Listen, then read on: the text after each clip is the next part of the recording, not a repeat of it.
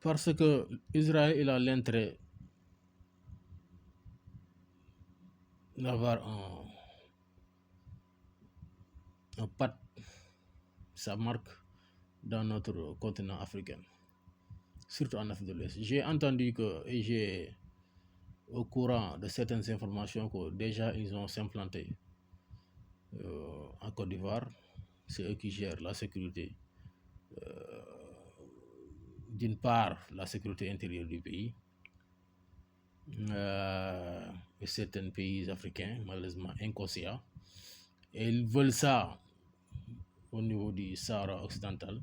Et ça, je vais, je vais, je vais le dire haut et fort, nous le refusons, le Sénégal va le refuser parce qu'on est trop proche. Le Sénégal et le Sahara occidental est trop proche. Donc le Sénégal n'est pas prêt pour accepter cela. Nous ne voulons pas le Mossad s'implanter dans notre espace sahélien et dans notre espace Afrique de l'Ouest. Nous ne l'acceptons pas. Nous ne l'acceptons pas. Nous avons trop laissé aller, nous avons trop dormi, nous avons trop négligé, nous avons trop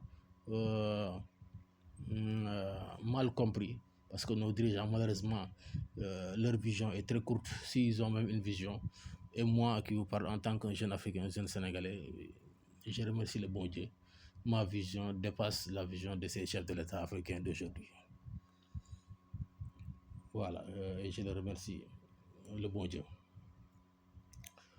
Vous vous souvenez, il y avait un sommet en Afrique du Sud, un sommet de l'Union africaine en Afrique du Sud.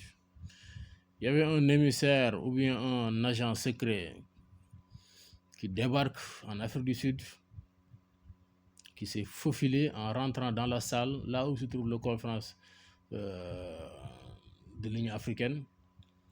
Les responsables, les dirigeants algériens et sud-africains, disons, on les a mis au courant qu'il y a un émissaire, un agent israélien dans la salle. Si vous vous souvenez, je parle mes compatriotes et les jeunes Africains, particulièrement le reste du monde, eux qui n'oublient pas les informations qui sont même datées il y a plus de 10 ans. Ce que je vous en train de vous rappeler, il y a plus de 5 ans en arrière, je pense, et je n'ai jamais oublié cela. Quand les Israéliens font un effort incroyable et un pas de génie, comme vous le savez, c'est l'habitude des Israéliens. Je ne sais pas qu'est-ce qu'ils ont fait pour faire rentrer, parce que c'est sûr qu'il y a des traîtres, il y a des facilitateurs qui ont fait que l'Israël a eu la chance de faire faufiler un émissaire ou bien un agent secret israélien à l'intérieur de la salle. Heureusement, les dirigeants sud-africains et algériens, ils étaient au courant. Ils ont fait quitter ce monsieur dans la salle. Ils l'ont mis dehors. Pourquoi tous ces efforts-là, les Israéliens font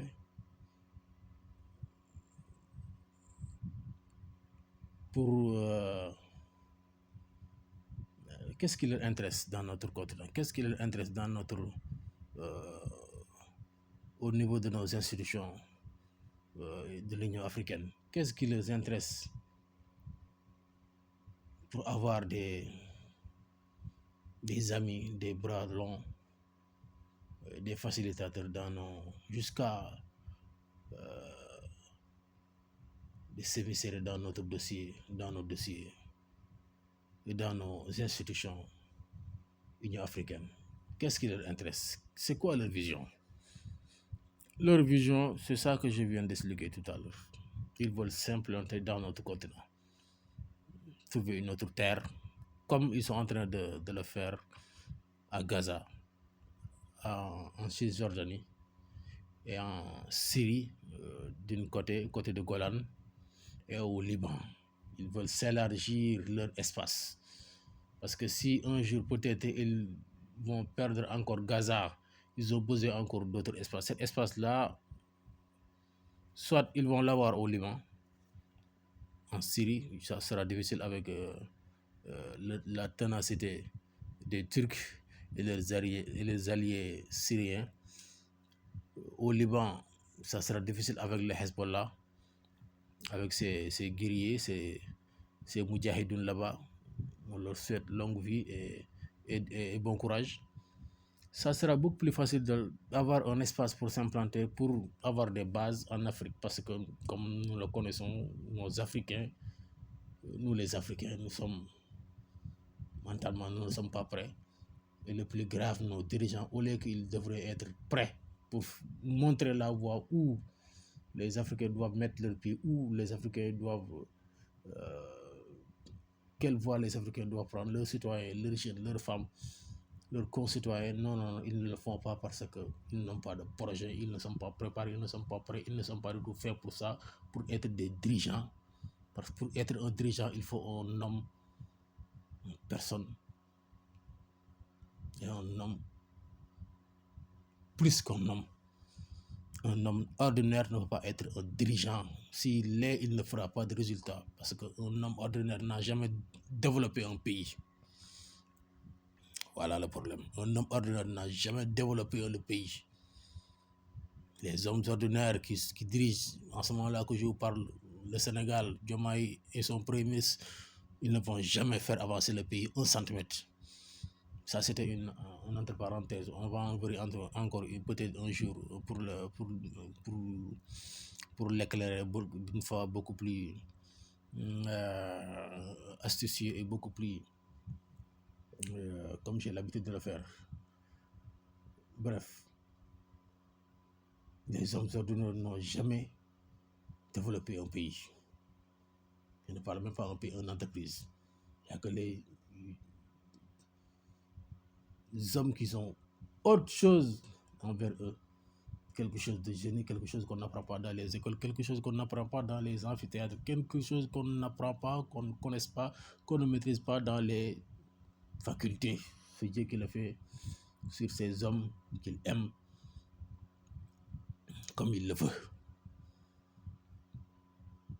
Ces hommes-là, je peux donner des exemples.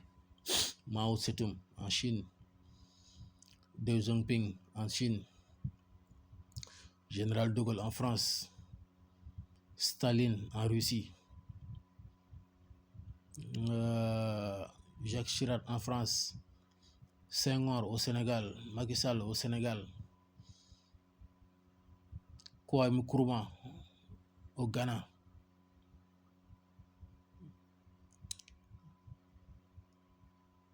Il y en a plusieurs, ils ne sont pas des hommes ordinaires, ces chefs de l'État-là qui ont développé ces pays-là. Non, non, non. Des généraux de Gaulle, Mao Tse-tung, Deng Xiaoping, Jacques Chirac, Staline. Ils ne sont pas des hommes ordinaires. Je suis désolé, ils ne sont pas des hommes ordinaires. Elon Musk n'est pas un homme ordinaire. Il n'est pas un homme ordinaire. Et il ne le sera jamais. Donc, je vous laisse réfléchir. Il faut regarder tout simplement ce qu'il a développé dans ce monde. Voilà. Chaque année, d'année en année, il nous montre son prouesse en tant qu'un génie. Ce n'est pas les hommes ordinaires qui vont développer le pays. Donc, nos chefs de l'État actuels dans notre continent, d'aujourd'hui, demain, hier, ils n'ont jamais été des hommes qui incarnaient autre chose au fond d'eux.